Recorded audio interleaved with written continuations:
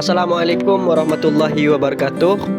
Perkenalkan, nama saya Hasbullah. Di sini saya bertugas untuk memenuhi UAS Manajemen dan Kepemimpinan Pendidikan Islam dari MPI A absen 11.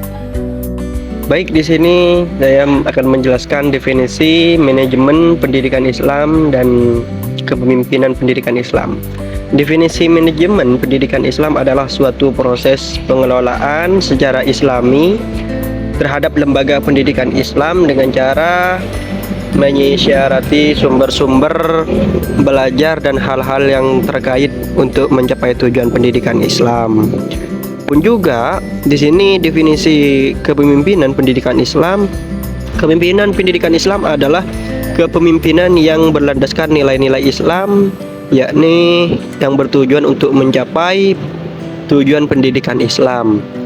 Baik, pembahasan selanjutnya yaitu ruang lingkup manajemen pendidikan Islam, yang mana dalam hal ini ruang lingkup tersebut mencakup berbagai aspek terkait pengelolaan dan pengembangan lembaga pendidikan Islam, yaitu termasuk perencanaan kurikulum yang sesuai dengan nilai-nilai Islam, dan juga manajemen sumber daya manusia untuk guru dan staf administrasi, pengelolaan keuangan yang transparan dan berkelanjutan, serta evaluasi dan pengembangan mutu pendidikan secara berkesinambungan. Selain itu juga ruang lingkup manajemen pendidikan Islam juga mencakup upaya membangun lingkungan pendidikan yang islami serta mengintegrasikan teknologi informasi dalam proses belajar mengajar dan mempertimbangkan nilai-nilai agama.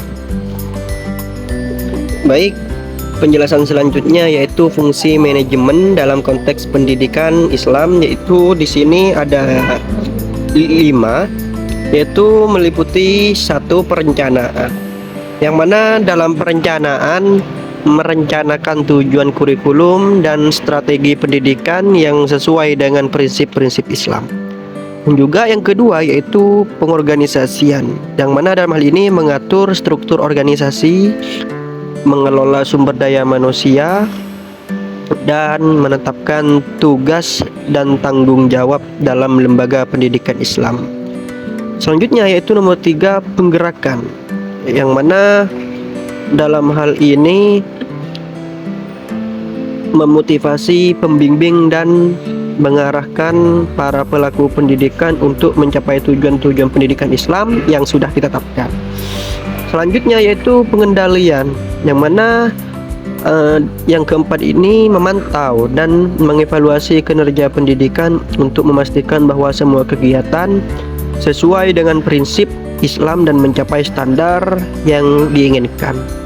Dan yang terakhir yaitu evaluasi, yang mana dalam manajemen pendidikan Islam yaitu evaluasi itu penting, melakukan evaluasi terhadap proses pendidikan, hasil belajar siswa, serta efektif manajemen untuk terus meningkatkan kualitas pendidikan Islam.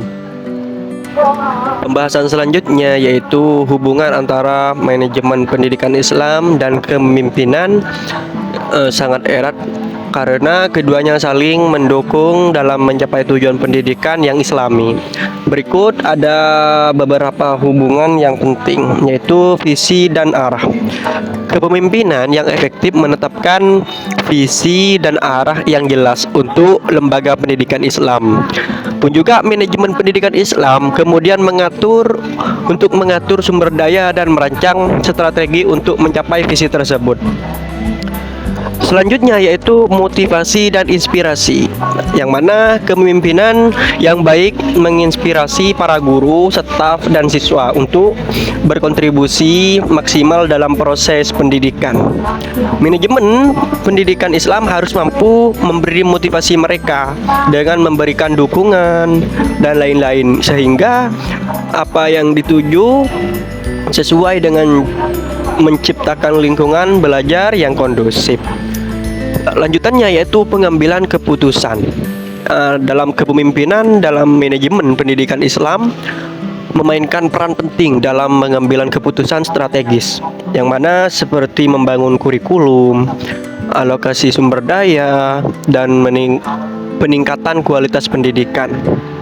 Yang kelima, selanjutnya, kepemimpinan bertanggung jawab untuk memastikan bahwa kebijakan dan program yang dirancang oleh manajemen pendidikan Islam diimplementasikan dengan baik. Mereka juga terlibat dalam pengawasan untuk memastikan bahwa tujuan pendidikan tercapai dengan efektif. Yang terakhir, pengembangan diri, yang mana dalam kepemimpinan yang inklusif dalam pendidikan Islam mencakup pengembangan diri yang dalam berkelanjutan untuk meningkatkan kompetisi manajemen pendidikan dan kepemimpinan yang lebih baik.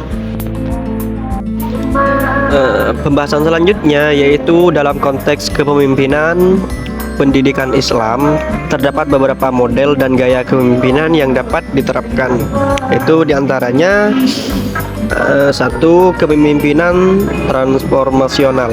Model ini menekankan pada pengembangan visi dan inspiratif, motivasi yang kuat, memberikan teladan yang baik, dan pengembangan hubungan yang empatik dengan para anggota lembaga pendidikan. Pun juga pemimpin transformasional dalam pendidikan Islam mendorong perubahan positif dan pertumbuhan pribadi dalam kesadaran agama dan moral. Yang kedua yaitu kepemimpinan servan, yaitu yang dimaksud servan pelayanan. Gaya kepemimpinan ini fokus pada pelayanan kepada orang lain dan memenuhi kebutuhan mereka.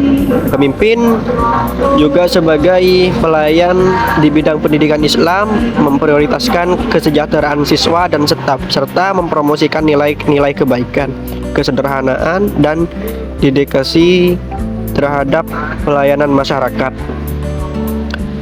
Pun juga yang ketiga yaitu kepemimpinan adil, good leadership, yang mana model ini menekankan pada keadilan, kesetaraan, dan etika dalam pengambilan keputusan. Pemimpin pendidikan Islam yang adil memastikan bahwa semua keputusan didasarkan pada nilai-nilai Islam yang menghormati martabat individu dan mempromosikan keadilan sosial dan lingkungan pendidikan. Yang keempat yaitu kepemimpinan visioner. Dalam hal ini, model ini mencakup pengembangan visi jangka panjang untuk lembaga pendidikan Islam yang mencerminkan nilai-nilai agama dan yang bertujuan yang ingin dicapai dalam meningkatkan pendidikan dan pengembangan peserta didik. Yang kelima yaitu kepemimpinan instruksional. Gaya ini fokus pada peran pemimpin dalam memimpin tersebut dan meningkatkan kualitas pengajaran dan pembelajaran di lembaga pendidikan Islam. Pun juga pemimpin instruksional itu bekerja sama dengan guru dan staf untuk memastikan pengajaran sesuai dengan nilai-nilai Islam dan efektif dalam pencapaian tujuan pembelajaran tersebut. Baik, penjelasan yang terakhir yaitu implementasi manajemen dan kepemimpinan pendidikan Islam yang efektif sangatlah penting untuk mewujudkan tujuan pendidikan Islam, yaitu mencetak generasi Islam yang beriman, berakhlak mulia, dan berilmu pengetahuan. Berikut ada beberapa kutipan yaitu menetapkan visi, misi, dan tujuan yang jelas. Selanjutnya yaitu menyusun perencanaan yang matang.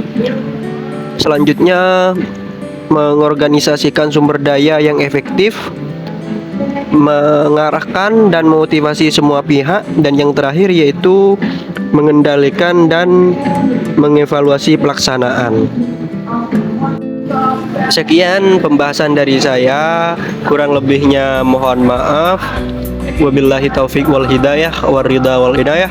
Assalamualaikum warahmatullahi wabarakatuh.